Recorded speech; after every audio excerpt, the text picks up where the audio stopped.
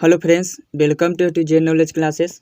आज की इस वीडियो में हम लोग देखने वाले हैं क्लास 10th का बायोलॉजी का 8वां चैप्टर हमारा पर्यावरण का अति लघु उत्तरीय प्रश्न। तो वीडियो को अंत तक जरूर देखिएगा। चलिए तो वीडियो को शुरू करते हैं। देखिए, पहला नंबर प्रश्न है, पर्यावरण किसे कहते हैं? तो इसका उत्तर लिखना है, हमारे चारों तरफ मौजूद गैसों का विभिन्न आवरण, जहाँ सभी तरह के जीव जंतु रहकर अपने जीवन की सारी आवश्यकताओं को पूरा करते हैं, पर्यावरण कहलाता है। चलिए, दूसरा प्रश्न है, पारिस्थितिक तंत्र क्या है? तो इसका उत्तर लिखना है, पर्यावरण का वह भाग जहां विभिन्न प्रकार के जैविक और अजैविक, रासायनिक, भौतिक तथा सजीव एवं निर्जीव पाए जाते हैं, पारिस्थितिक तंत्र कहलाता है। चलिए, तीसरा नंबर प्रश्न है, पारिस्थितिक तंत्र के किन्हीं दो जैव घटकों के नाम लिखें? तो इसका उत्तर लिखना है, जीव जंतु तथा पेड़ पौधे। चलिए, 4 नंबर प्रश्न है, पारिस्थितिक तंत्र के किन्हीं दो अजैव घटकों के नाम लिखें? तो इसका उत्तर लिखना है, नदी, पहाड़, मिट्टी। चलिए, 5 नंबर प्रश्न है, कृत्रिम पारिस्थितिक तंत्र का कोई दो उदाहरण दे? तो इसका उत्तर लिखना है, पार्क, गार्डन। चलिए, 6 नंबर प्रश्न है, मैदानी पारिस्थितिक तंत्र के आहार श्रृंखला को नामों से दर्शाएं? तो इसका उत्तर लिखना है, घास, हिरन, शेर। चलिए, 7 नंबर प्रश्न है, उत्पादक किसे कहते हैं? तो इसका उत्तर लिखना है, हरे पेड़ पौधों को। चलिए, 8 नंबर प्रश्न है, एक आहार श्रृंखला का प्रथम पोषी स्तर क्या है? तो इसका उत्तर लिखना है, हरे पेड़ पौधे, या इसे उत्पाद भी कह सकते हैं। चलिए, 9 नंबर प्रश्न है, कोई दो जैव अनिम्नीकरण अपशिष्टों के नाम लिखें? तो इसका उत्तर लिखना है, डीडीटी तथा पॉलीथीन। चलिए, 10 नंबर प्रश्न है, कागज, डीडीटी, गोबर, प्लास्टिक की थैली, सब्जी के छिलके में कौन जैव निम्नीकरण पदार्थ हैं? तो इसका उत्तर लिखना है, कागज, गोबर और सब्जी। चलिए, 11 नंबर प्रश्न है, किस कारण से कुछ पदार्थ जैव निम्नीकरणीय होते हैं तथा कुछ जैव अनिम्नीकरणीय? तो इसका उत्तर लिखना है, जो पदार्थ सड़ गल जाता है वह जैव निम्नीकरणीय तथा जो पदार्थ सड़ते गलते नहीं हैं उन्हें जैव अनिम्नीकरणीय कहते हैं। चलिए, 12 नंबर प्रश्न है, ओजोन स्तर का क्या महत्व है? तो इसका उत्तर लिखना है, यह सूर्य से निकलने वाली हानिकारक परावैंगनी किरणों को पृथ्वी पर आने से रोकता है।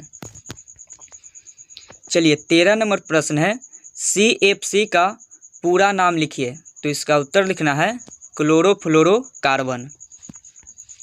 चलिए, 14 नंबर प्रश्न है, एक रासायनिक यौगिक का नाम लिखिए जिससे ओजोन स्तर का अवक्षय होता है?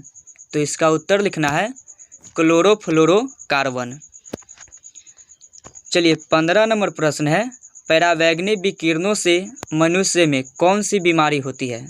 तो इसका उत्तर लिखना है, ब्लड कैंसर।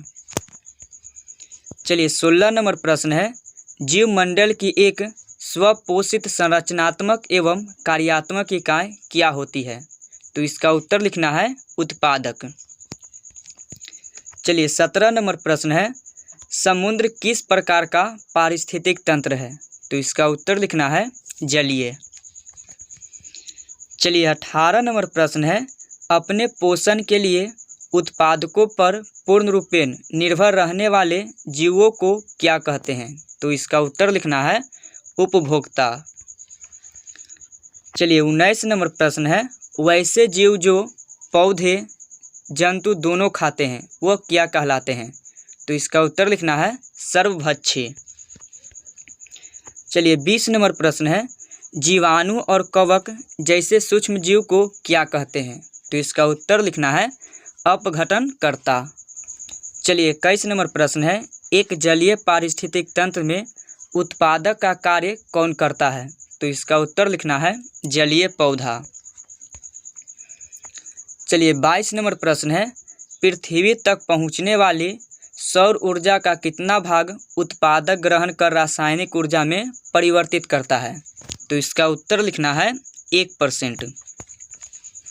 चलिए 23 नंबर प्रश्न है, आहार श्रृंखला के प्रत्येक पोषी स्तर पर कुल ऊर्जा का कितना हिस्सा अगले पोषी स्तर में स्थानांतरित होता है? तो इसका उत्तर लिखना है 10%। चलिए 24 नंबर प्रश्न है, जैव अनिम्नीकरणीय पदार्थों की मात्रा का पहले पोषी स्तर से अगले पोषी स्तर में क्रमशः होने वाली वृद्धि को क्या कहते हैं? तो इसका उत्तर लिखना है जैव आवर्धन। चलिए 25 नंबर प्रश्न है, रेडियोधर्मी पदार्थ किस प्रकार के अपशिष्ट हैं? तो इसका उत्तर लिखना है जैव अनिम्नीकरणीय अपशिष्ट। चलिए 26 नंबर प्रश्न है, अगर विभिन्न पोषी स्तर के जीवों को संख्या का अवलोकन किया जाए तो किस प्रकार की आवृत्ति बनती है? तो इसका उत्तर लिखना है संख्या का पिरामिड। चलिए 27 नंबर प्रश्न है, कागज और कपास से निर्मित कपड़े किस प्रकार के अपशिष्ट हैं? तो इसका उत्तर लिखना है जैव निम्नीकरणीय। चलिए 28 नंबर प्रश्न है, धरती पर स्थित सभी जंतुओं को किस श्रेणी में रखा गया है? तो इसका उत्तर लिखना है परपोषी। चलिए 29 नंबर प्रश्न है, तिलचट्टा एवं मनुष्य किस प्रकार का जीव है? तो इसका उत्तर लिखना है सर्वहारी। चलिए 30 नंबर प्रश्न है, आहार श्रृंखलाओं के जाल को क्या कहते हैं? तो इसका उत्तर लिखना है आहार जाल। चलिए 31 नंबर प्रश्न है, अधिकतम ऊर्जा किस स्तर पर संचित रहती है? तो इसका उत्तर लिखना है प्रथम पोषी स्तर में। चलिए 32 नंबर प्रश्न है, आहार श्रृंखला में मनुष्य का क्या स्थान है? तो इसका उत्तर लिखना है प्राथमिक एवं द्वितीय उपभोक्ता। चलिए 33 नंबर प्रश्न है, हमारे खाद्य पदार्थों में हानिकारक रसायनों का जमाव किस प्रक्रिया द्वारा होता है? तो इसका उत्तर लिखना है जैव आवर्धन। चलिए 34 नंबर प्रश्न है, किस क्षेत्र के ऊपर ओजोन स्तर में आई कमी को सामान्यतः ओजोन छिद्र की संज्ञा दी गई है? तो इसका उत्तर लिखना है आयन मंडल के ऊपर।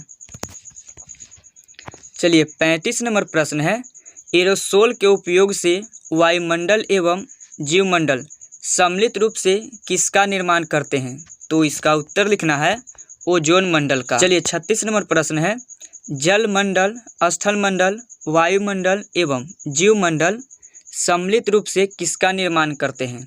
तो इसका उत्तर लिखना है पर्यावरण। चलिए 37 नंबर प्रश्न है, उपभोक्ता को कितने श्रेणियों में बांटा जा सकता है? तो इसका उत्तर लिखना है 3 श्रेणी में।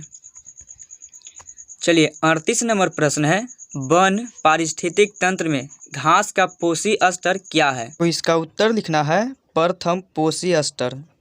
चलिए 39 नंबर प्रश्न है, एक वन पारिस्थितिक तंत्र में चिड़ियों को क्या स्थान है? तो इसका उत्तर लिखना है द्वितीय पोषी स्तर। चलिए 40 नंबर प्रश्न है, एक मैदानी पारिस्थितिक तंत्र में आहार श्रृंखला में गिद्ध कहाँ आते हैं? तो इसका उत्तर लिखना है चतुर्थ उपभोक्ता।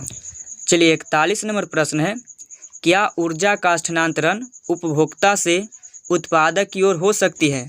तो इसका उत्तर लिखना है कभी नहीं। चलिए 42 नंबर प्रश्न है, CFC के टूटने से किस गैस की उत्पत्ति होती है जो ओजोन से प्रतिक्रिया करता है? तो इसका उत्तर लिखना है आणविक तथा परमाणविक ऑक्सीजन में। तो आपको ये वीडियो अच्छा लगा हो तो लाइक कीजिए और क्लास 10 का फिजिक्स, केमिस्ट्री और बायोलॉजी का अति लघु, लघु और दीर्घ का वीडियो देखने के लिए हमारे चैनल को सब्सक्राइब कर लीजिए।